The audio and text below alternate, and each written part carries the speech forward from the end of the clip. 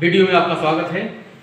पिछली वीडियो में हमने विलोपन विधि के बारे में सीखा। वीडियो में हम प्रतिस्थापन विधि के बारे में पढ़ेंगे। इस प्रकार से दो समीकरण दिए हैं, इनको हम विलोपन विधि से हल करें या प्रतिस्थापन विधि से हल करें या ग्राफ की विधि से हल करें, इनके आंसर हमेशा समान आते हैं। चलिए, इस प्रश्न को हम विलोपन विधि से पिछली वीडियो में कर चुके हैं, आप चाहें तो पिछली वीडियो देख सकते हैं।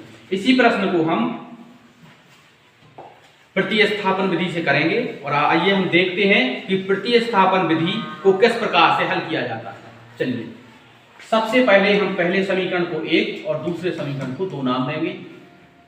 इसके बाद हमें जिस प्रकार से हम विलोपन विधि में करते हैं कि दोनों के x वाले जो गुणांक हैं उनको समान करना होता है, इस विधि में ऐसा नहीं है।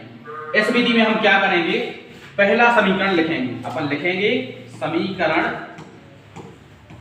1 से हम यहां पहला समीकरण लिखेंगे 2x + 3y = 13।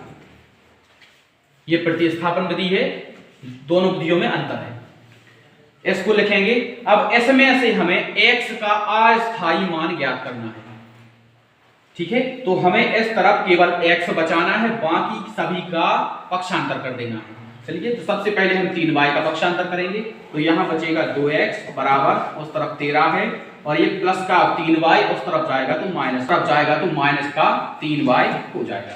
इसके बाद हमें इस 2 का भी पक्षांतर कर देना है, तो x बराबर हमारा जो समीकरण है 13 - 3y ये बटे में 2 चला जाएगा। अब देख सकते हैं कि x का मान हमें प्राप्त हो चुका है। ये x का सही मान नहीं है, ये अस्थायी मान है। अभी के लिए हम मान लेते हैं कि x की वैल्यू ये है। इसको हम नंबर 3 समीकरण नाम देंगे।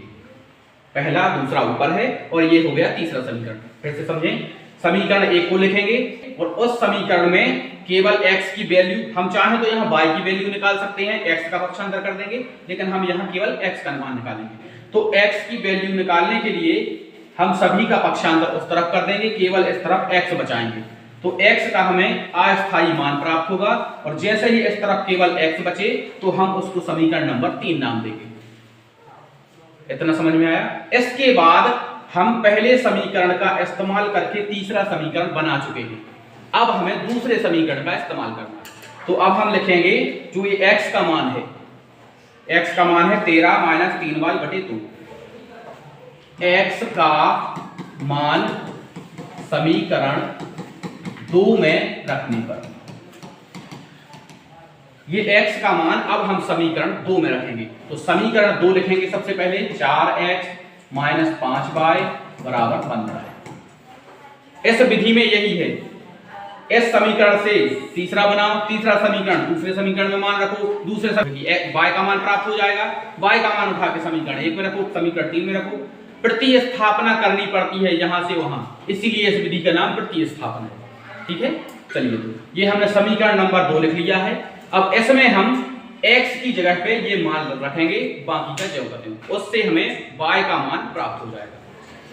4 ज्यों का त्यों, x की जो वैल्यू है 13 - 3y / 2, ये 4 ज्यों का त्यों, x का मान ये है, उसके बाद माइनस, उसके बाद 5y = 15, ठीक है। ये नीचे 2 है, इस 2 से इस 4 को हम काट सकते हैं। यदि ऐसी संख्या आई है जो इससे कट रही है तो उसको हम काट सकते हैं। तो 2 से हम इसको काटेंगे 2 बार में, यहाँ 2 बचा है, इस 2 का गुणा हम 13 और 3 दोनों में कर देंगे। 13 का जब 2 में गुणा करेंगे तो 26 और ये माइनस, इस 2 का गुणा हम 3 में करेंगे तो 6y - 5y = 15। 6y माइनस का है और 5y ये भी माइनस का है, दोनों में समान चिन्ह है, इसलिए हम इनको जोड़ेंगे। 26 ज्यों का त्यों और यहां हो जाएगा माइनस का 11y = उस तरफ 15। अब हम 26 का पक्षांतर कर देंगे उस तरफ, तो यहां बचेगा अपने पास माइनस का 11y बराबर उधर 15 है और ये 26 प्लस का है, उस तरफ जाएगा तो माइनस का हो जाएगा। फिर हम घटा देंगे उस तरफ, 11y बराबर 15 में से 26 घटाएंगे तो 26 में से जब हम 15 घटाएंगे तो अपने पास बचेगा 11 माइनस का, क्योंकि माइनस की संख्या यहाँ पे 26 बड़ी है, ठीक है। अब इस 11 का हम पक्षांतर कर देंगे तो y बराबर -11 और ये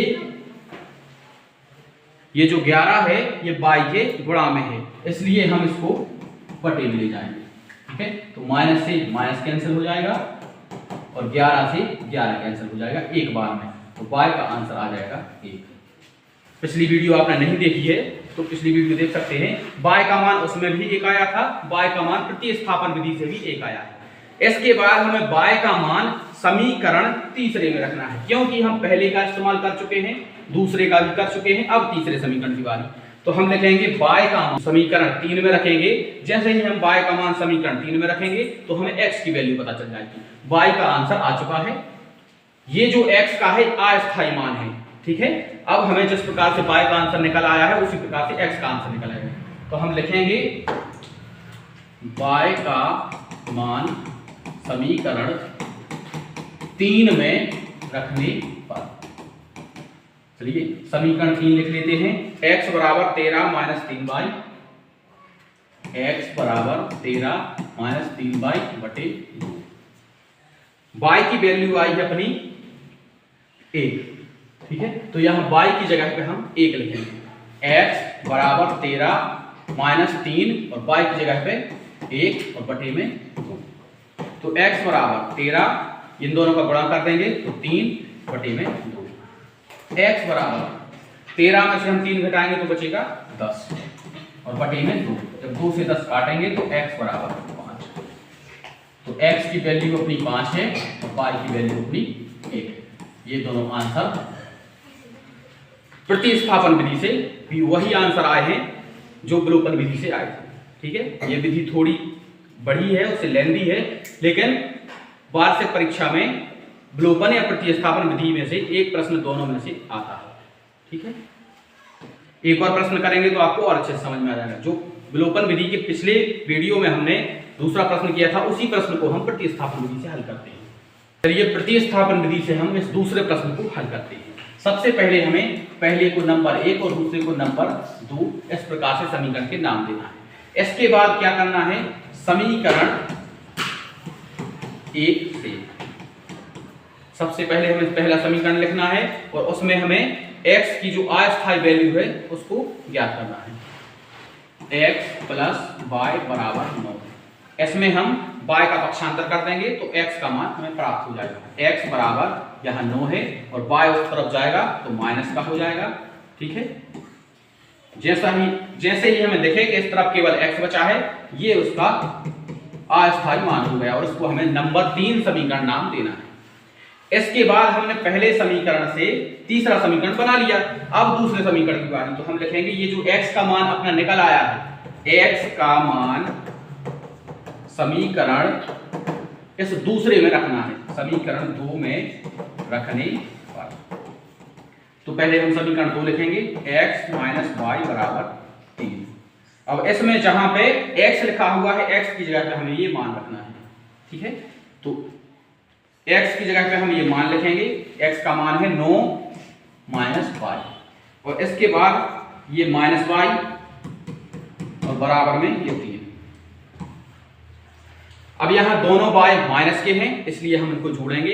ठीक है, जैसा हम जानते हैं यदि चिन्ह समान हो तो हम चर हो या अंक हो उनको हम जोड़ते हैं। तो 9 और माइनस का y और माइनस का y से माइनस का 2y हो जाएगा और बराबर वहां 3।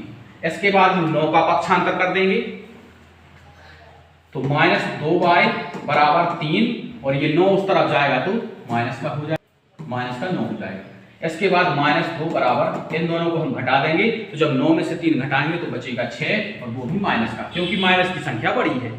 इसके बाद हम 2 का पक्षांतर कर देंगे तो y बराबर माइनस 6 और ये माइनस का 2 बटे में चला जाएगा, माइनस से माइनस कट जाएगा और 2 से 6। तो जब 2 से हम 6 काटेंगे तो y का मान आ जाएगा 3, 2 3 6 इस प्रकार। ठीक है, y का मान हमें प्राप्त हो चुका है। अब y का मान हम समीकरण 3 में रखेंगे, क्योंकि हम 1 का इस्तेमाल कर चुके हैं, 2 का कर चुके हैं, अब 3 का। y का मान हम चाहें तो पहले दूसरे समीकरण में भी रख सकते हैं तो भी हमें x का मान निकल आएगा, लेकिन पहले दूसरे समीकरण में रखने से सवाल थोड़ा बड़ा हो जाएगा, इसलिए हम समीकरण 3 में रखेंगे।